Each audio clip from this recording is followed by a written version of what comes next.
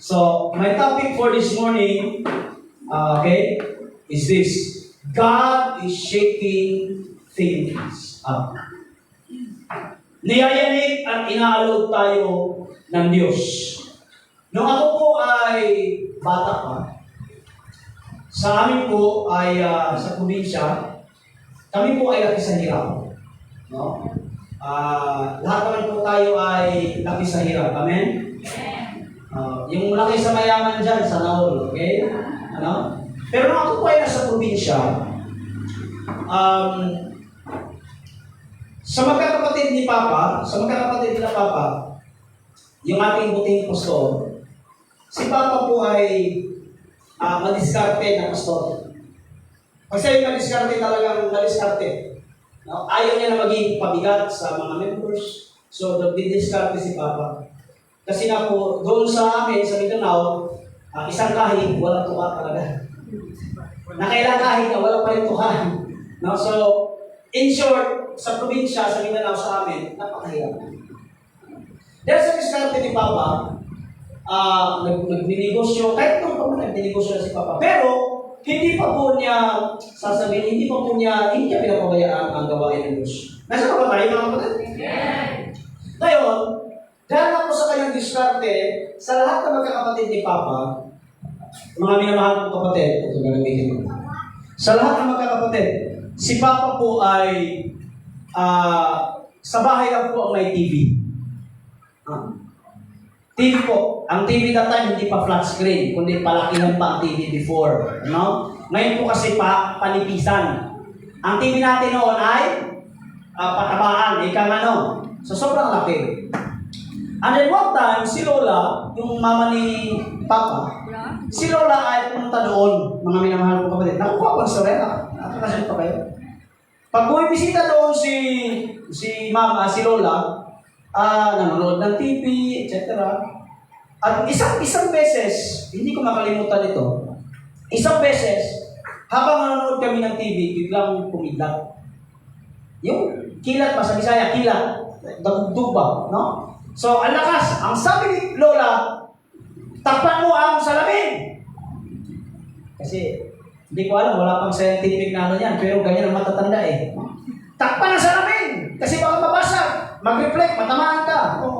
Takpan ang TV! Kasi yung antena, ganito ganyan. Ngayon sabi ko, bakit tinatakpan namin lang? Nanonood ako eh. Nanonood po ako ng Dragon Ball siguro, hindi ko alam eh. Bakit? Ang sabi niya, takpan mo ang TV, takpan mo ang salamin. Bakit lang? Kasi nagagalit ang Diyos. Yan siya sa bata pa kami eh. So dahil nakita namin na nalaman ko na nagalit ang Diyos, tinakpan ko na lang ang TV. No choice. No? At saka yung salamin. Nung ako ay nag-aaral na po ng pagpapastor, naintindihan ko na when there is a thunder, kung meron pong kidlat, listen, hindi galit ang Diyos, kundi merong sinasabi ang Panginoon. Hello, amen? Amen. Why? Kasi nangungusap ang Diyos sa lahat ng bagay. Amen? Amen. Nangungusap ang Diyos sa puno, nangungusap ang Diyos sa kahit sa ilog, nangungusap din ang Diyos kahit sa kidlat. Amen? And then kapag may kidlat, may pagyanig. So itong mga nangyayari sa ating panahon, especially sa ating bansa, when God shake the things up, niyayanig ng Diyos, hallelujah, pati ang ating bansa. Itong pagyanig, na naranasan ng ating bayan. Akala ko sinasabi ko noon ate, na ang lahat ng pagyanig ay gawa ni Satanas. Pero let me tell you, minsan ang pagyanig ng buhay ay minsan ang may gawa ay ang Diyos. Ay, parang may nag-amen. Bakit pastor? To bring us back to order. Hello, nakapata mga ison? Buhay pa ba lahat? Sige ate, next slide. When God shaking the things up, kapag niyayanig ng Diyos ang mga bagay-bagay, means He wants the things back to order. Kasi, lahat tayo, ang mga bagay-bagay ay wala na sa kaayusan. Kaya, niyayanig ng Diyos para mga minamahal kong kapatid, tayo ay masiayos. Para mahina ang amen. Mamaya, malalaman niyo. At pwede mong ibalik yung versikulo, yung Tagalog. Yan. Next slide, please. Yung manig noon, sige si ate, taas pa. Kaya mag-ingat kayo at huwag tanggihan ang Diyos na nagsasalita sa atin. Yung nasa iyong likod, sabihin mo, huwag tanggihan ang Diyos. Come on.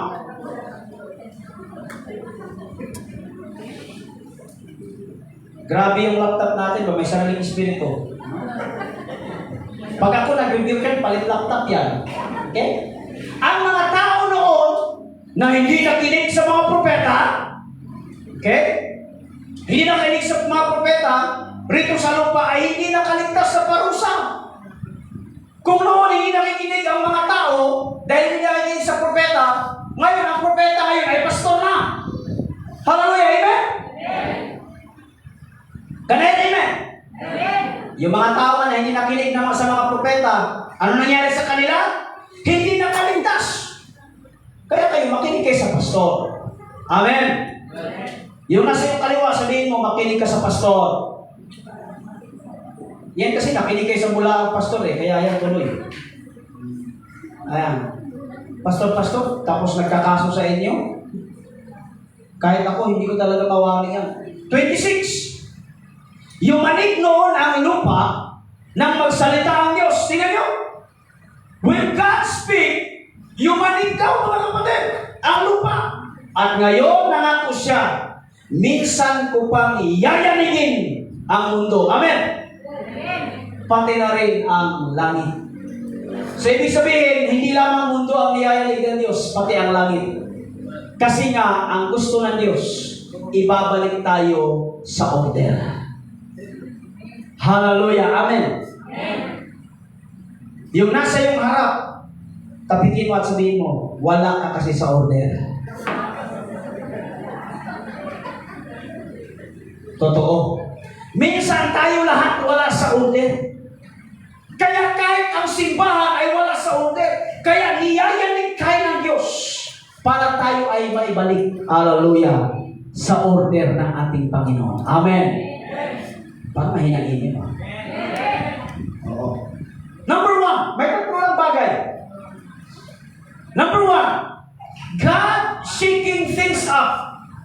Or God will shake the things up. Number 1, kasi gusto ng Diyos na malaman at maintindihan natin that God alone is the key.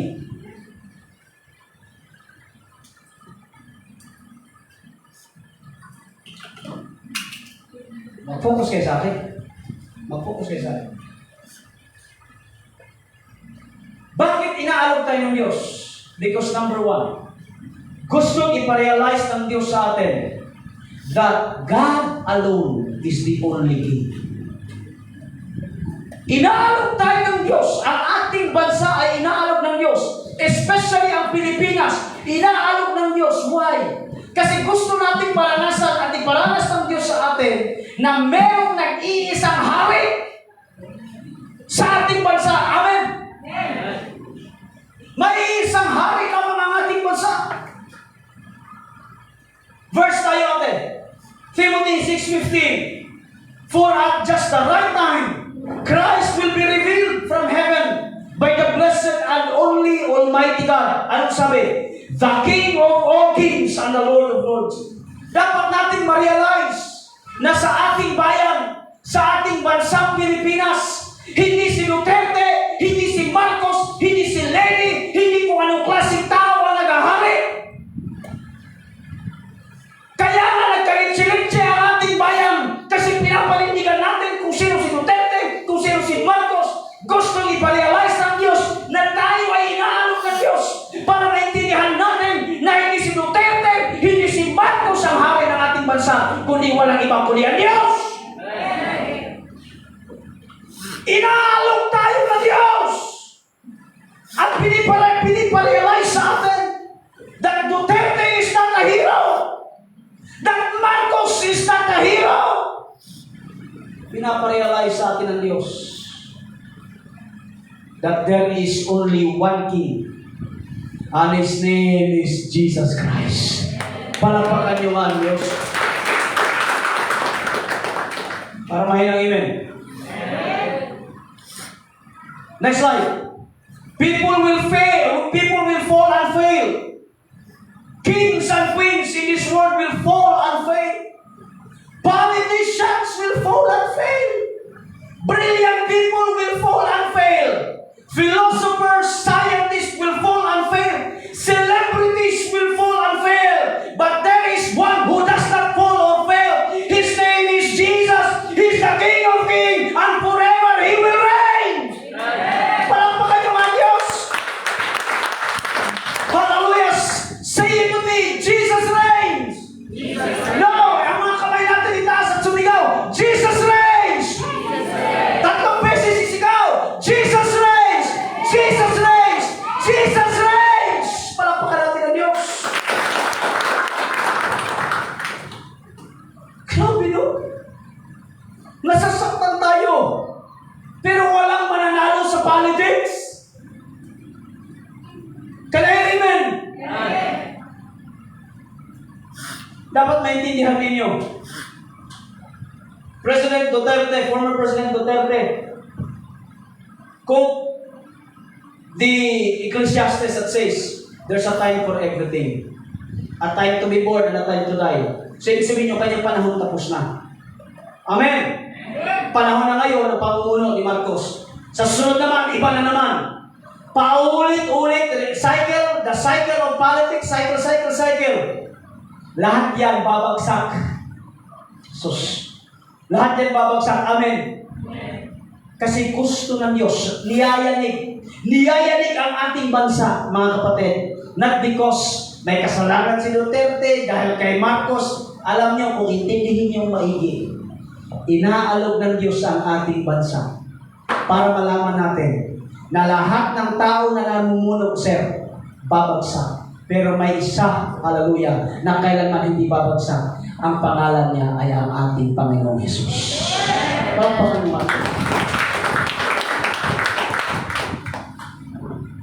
One more time, isigaw ng malakas, Jesus reign. 1, 2, 3, go! Jesus reign. Parang mahina ba? Parang ayaw niyo maghari ang Diyos. Isigaw natin, Jesus reigns! Jesus reigns! Praise the Lord! Magbalitaktakan ka, dito ganyan. Minsan, nagmumura na doon, born again, minumura na si Tori, minumura na si dito ganyan. Walang problema because that is your right. Pero ano bang gusto sabihin ng Diyos sa atin? Huwag mong iasa ang iyong kinabukasan, huwag mong iasa ang iyong buhay, huwag mong iasa ang iyong pag-asa sa kanila. Kaya nga tayo inaalog ng Diyos para i-back to order na at the end of the day, hallelujah, may isang hari ang bansang Pilipinas. Walang iba kundi si Jesus.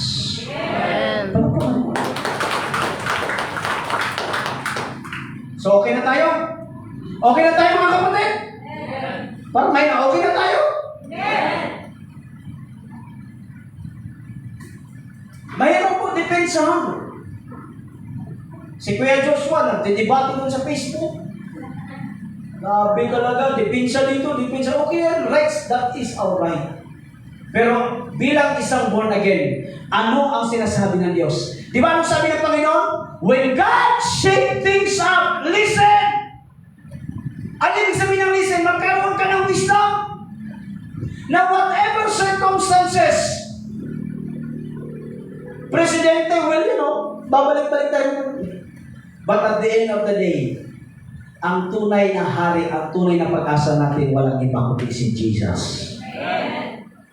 Pinapanindigan pa ng iba na siya ay verde, yung iba pula, yung iba pink. Power Ranger na Hindi pala Powerpuff Girls. No?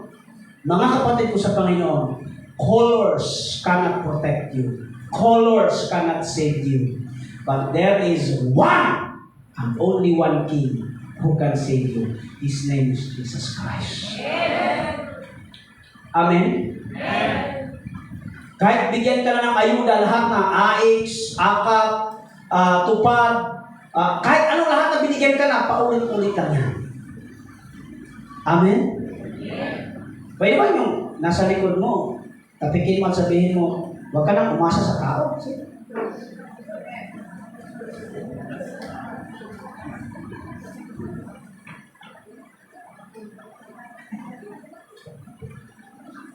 Alam niyo, na-realize ko, hindi si Estrada, hindi si Marcos, hindi si Rojas, hindi si Elon Musk, hindi si Donald Trump, hindi po si Putin ang mag-aalsa ng ating bayan. Alam niyo, isa lang, only Jesus Christ. Amen? So, inaalok tayo ng Diyos para mabalik tayo sa order. Pangalawa, bakit inaalok tayo ng Diyos? Parang may sariling espiritu talaga yung laptop natin. Sa sunod po, kung may mga libre kayong laptop, dalhin nyo na po dito. Tumatanggap po kami ng second hand. Basta po gumagana. Pangalawa, God shaking things up because nire-remind tayo ng Diyos that we are the kingdom of God people. Niyayanig tayo ng Diyos upang maintindihan natin na tayo po ay hindi taga dito. Kumakanta pa tayo, ang bayan kong Pilipinas, lupain ng ginto't bulaklak. Kanta, alam natin yan, di ba? Alam natin yan. Tapos, may paluwa-luwa ka pa. Ibon mang may layang lumipad. Cool. Sa mga tinan yung mga bata habang kumakanta ako, parang, ha? Palibasa kasi ang alam nyo lang is, mga yung, kaya maging makabayan tayo, mga minamahal ko kapatid. Kabayan black. Pinaparealize sa atin ng Diyos that we are a people in the kingdom of God. Alam niyo ba na kayo ay hindi na po Pilipino? Nung tinanggap niyo si Jesus, kayo po ay citizen na ng ating Panginoon. In short, hindi na kayo taga-lupa, kundi kayo po ay taga-langit. Amen? Amen. Tingnan mo ang katabi mo kung mukhang taga-langit yan. Pastor, may buntot pa. Pastor, may sumay pa. Praise the Lord. Hallelujah in Jesus' name. Mga minamahal ko kapatid, pinaparealize sa atin ng Diyos. Kaya nga sinistate tayo ng Panginoon, ano bang pinaglalaban mo? Puro ka rally ng rally ng rally ng rally. Ang sabi ng Diyos, hindi mo na kailangan pang mag-rally kasi ako ang nagpapasadya yan. Alam niyo kung bakit? Pinaparealize sa atin ng Diyos na ikaw ay hindi po taga-Samit, hindi ka po taga-Aguado, hindi ka po taga-Luciano, ikaw ay taga-langit. Palakpakan mo ang Diyos! Sige, versikulo tayo. Sige, ate. But we are citizens of heaven. We are citizens of heaven, where the Lord Jesus Christ lives, and we are eagerly waiting for Him to return as our Savior. Itaas ang mga kamay ng tagalangit dito. One more time, itaas ang mga tagalangit!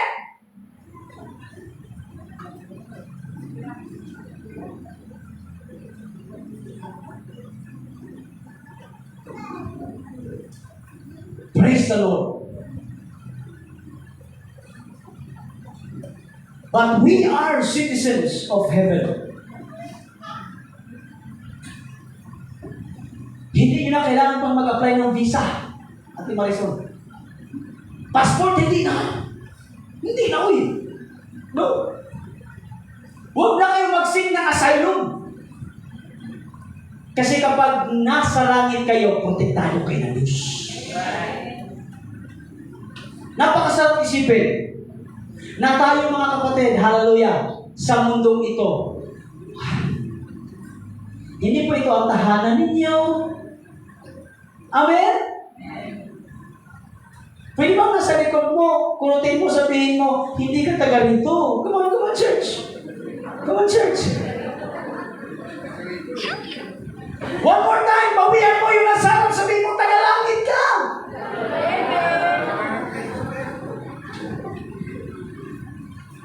Amen, mga kapatid? Napakasarap isipin na tayo po, habang tayo ay nag-aantay sa Diyos, meron na tayong visa, meron na tayong passport. Ibig sabihin, one day, pag kinuha tayo ng Diyos, one day, pag kinuha tayo ng Panginoon, magkita-kita tayo sa langit. Uulitin ko, ang mundo natin ay hindi po para sa atin. Ang ating tahanan ay nasa langit. Taas ang kamay ng sino nang gustong pumunta sa langit.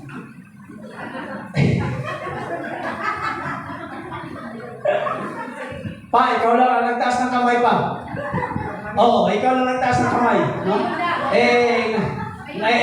Itong iba parang ayaw. Anong gusto kong sabihin na minamahal kong kapatid? Kahit anong klaseng ipaglaban mo ang ating bansa, because ang tao ay makasalanan. Dahil tayo ay makasalanan, eventually it will fall. Yun ang gusto kong iparealize. Ano gusto kong sabihin? Kahit i-promote mo, kung sinong klaseng i-promote mo, it will fall. Next slide please, ate. We need to see, picture nyo na lang, tapos basahin nyo sa cellphone ninyo kasi nag-ano eh. We need to see His kingdom first than the kingdom of man. Amen. We need to promote His kingdom first than the kingdom of man. Amen. Last but not least, we need to preserve the kingdom of God than the kingdom of man. Amen. Sa lahat ng mga vloggers, I call you. Sa lahat ng vloggers, let me address to you. Pagpasok nyo ng simbahan or Sunday morning, mag-vlog na kayo. Sabihin nyo, hi guys! Sunday na naman guys! It's time to worship the Lord guys. Kaya kayo guys, magsimba kayo guys. Why? We need to promote the kingdom of God. Amen. Anong pinaglalaban mo? Na maganda ang pamumuno ni ganito at maganda ang pamumuno? No! It is our time to promote the kingdom of God. Kasi tayo ay kabilang sa kaharian ng Diyos. Hindi na tayo kabilang sa kaharian ng tao. Amen ba mga kapatid? One more time, kaliwa kanan. Tingnan mo kung yan ay tagalangit. Praise the Lord. Hallelujah. Hallelujah. Sabi ng isa, pastor, langit talaga yung katabi ko, pastor. Hallelujah. Praise the Lord. Alam niyo, nakakalungkot isipin. Sa social media ngayon, pinopromote mga kapatid na dapat ganito, pero walang nagpo-promote sa ating Panginoon.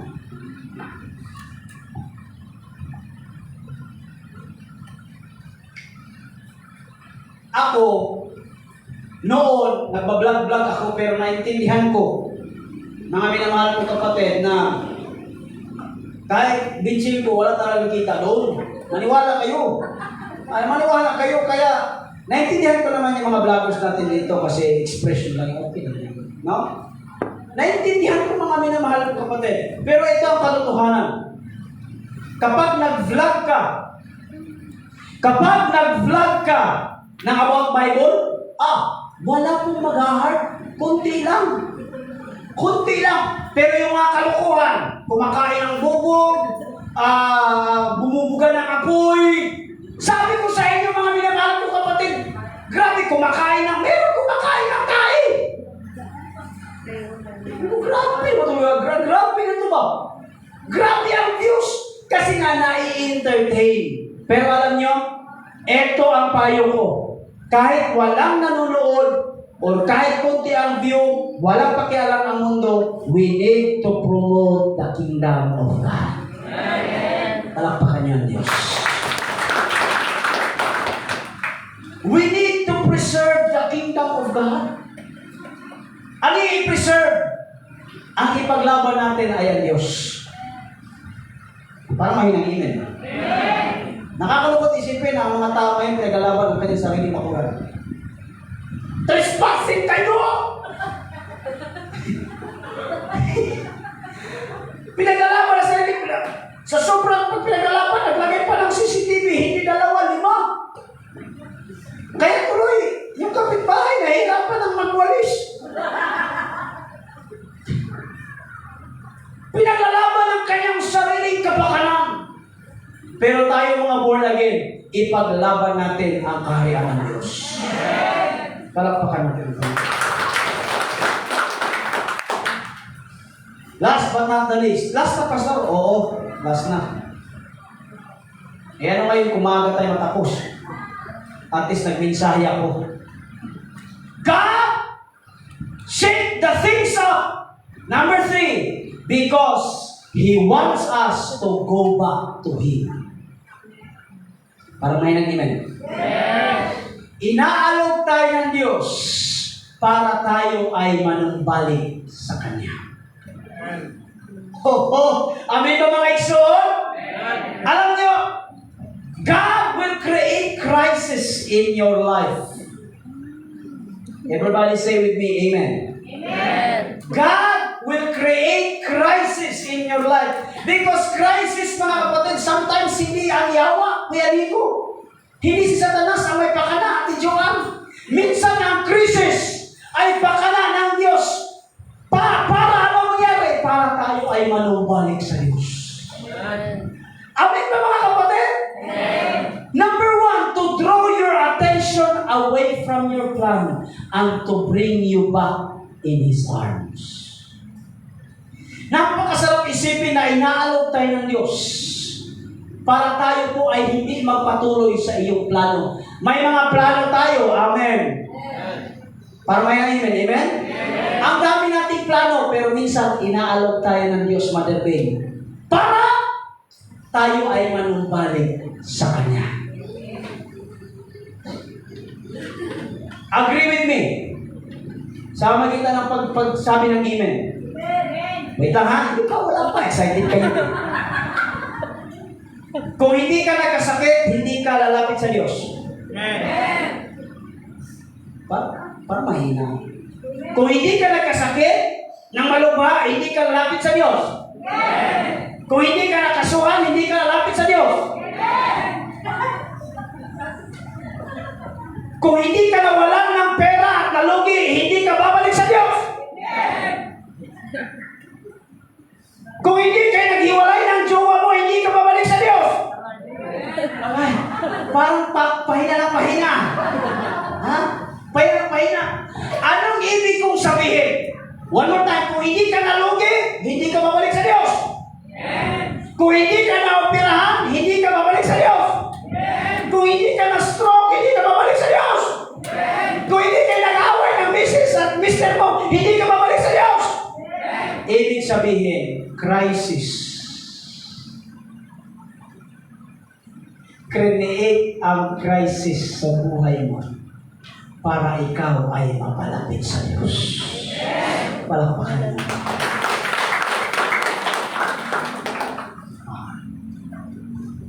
Itaas ka ang kamay dito at pipicturean ng kameraman. Picturean niyo. Dito ka. Dito ka.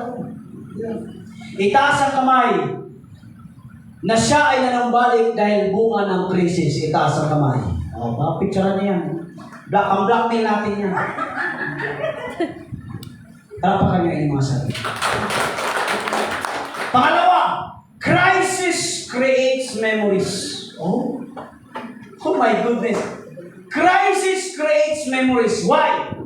Hindi ko na nilagay, pero alam nyo, si Moses, nung siya ay tinawag ng Diyos, hindi po siya sinisitan. Huy, Moses, huy. Hindi Anong ginawa? Nung tinawag ng Diyos si Moses, ang Diyos ay ningas ng apoy. Sa tinatawag natin na burning bush, yung umapoy na damo ba? Nandiyan ba tayo? Yung umaapoy na damo. Kaya ngayon, yung curiosity ni Moses sa pag-aamat niya sa Naghahanap siya ng tupa. Imbes na paghahanap ng tupa, mga kapatid, ang kanyang nakita ay ang umaapoy na damo. Tanong, crisis creates memories. Why? Burning bushes didn't ignite every day for Moses. Bakit? Si Moses, lagi ba nakakita ng apoy araw-araw? Hindi. Hindi Hindi naman araw-araw si Moses nakita ng apoy. Pero, because of that encounter, it creates memories. Parang may nag-email. But the memories of that encounter mali grammar ko. But the memories of that encounter stir us for a lifetime. Ibig sabihin, may mga krisis tayo sa buhay na hindi natin makalimutan. Can I say amen? Can I say amen? May mga krisis tayo nangyari sa ating buhay na inalaw ng Diyos upang hindi natin makalimutan. At because hindi natin makalimutan, masasabi natin, Lord, You are good. Lord, hinangog mo nga ako sa bagyo. Magpapa-apekto ba ako sa ambon? Palakpakan mo. Sometimes God creates storm in your life to create memories. Hello, nandiyan ako tayo mga kapatid? One more time, before ako mag-proceed.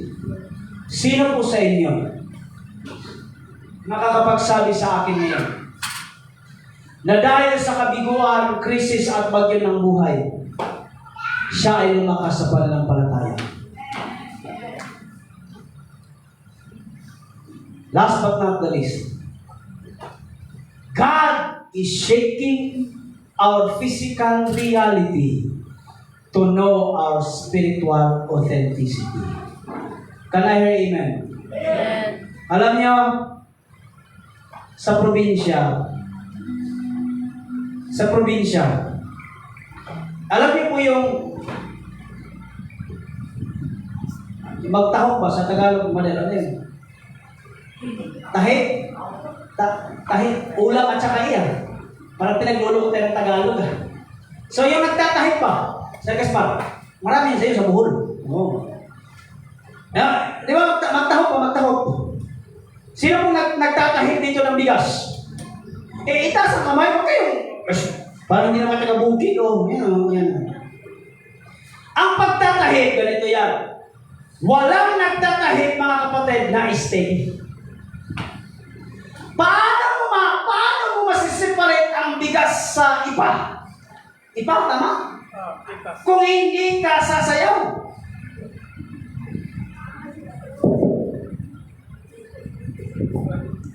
Pangit man tingnan, pero videohan nyo na lang. Sa probinsya, habang nagtatahid, ganito ginagawa ng mga nanay.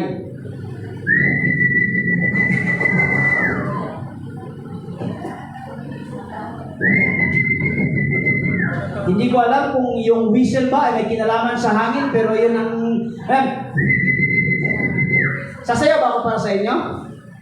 Ibig sabihin, mga minamahal kong kapatid, para makita ang tunay na bigas sa iba, kailangan i-shake. Hallelujah!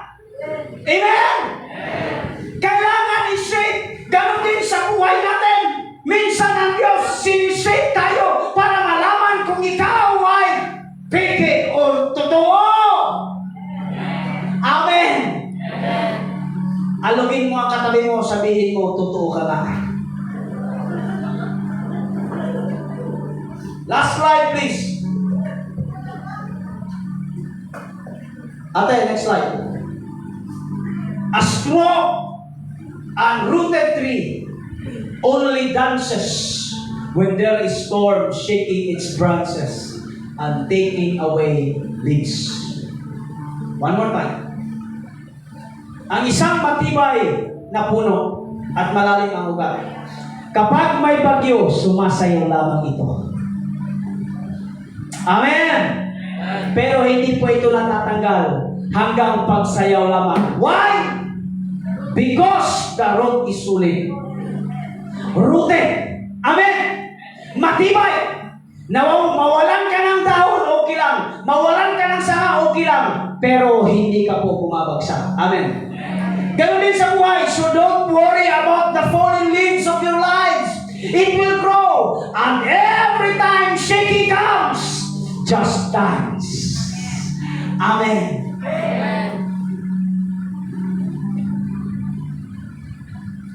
Alam niya, may kanta si Freddy Aguilar. Sabi niya, tawanan mo ang iyong problema. Pero tayo mga born again, pag may problema, sayawan mo lang. Why? Hindi ka naapektuhan ng problema. Inaalok ka, pero ikaw ay steady naman. Amen. Alam niyo, ang mga peke, tinatangay ng hangin. Pero ang tunay, nananatili sa kanyang pananampalataya.